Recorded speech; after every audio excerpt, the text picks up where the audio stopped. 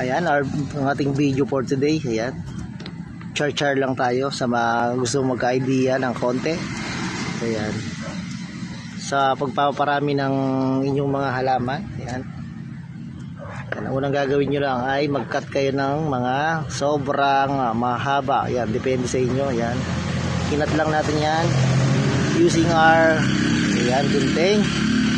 Kung may group kayong gunting, o yung iba naman talagang pang garden. Ayan, meron kayong ganito. Ayan, lalo sa mga medyo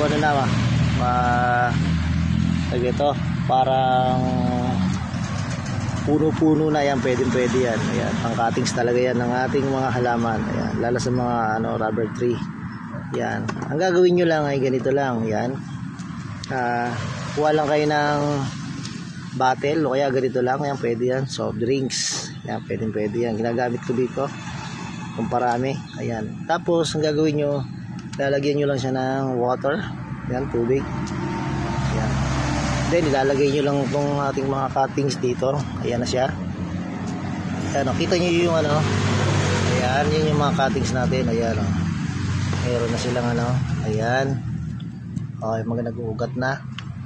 Ayan, basta nilagay nyo lang siya dyan. Ayan, ayan, nag-uugat na sila. Okay guys, yun lang kasimple.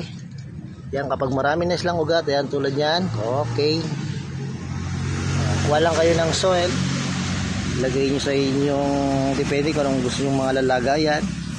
Ayan, then lagyan nyo ng loam soil, garden soil, etc. Charge. Ayan, ganoon lang po kasimple. Yun yung ating video for today. Charge. Ayan, like and subscribe. Thanks guys.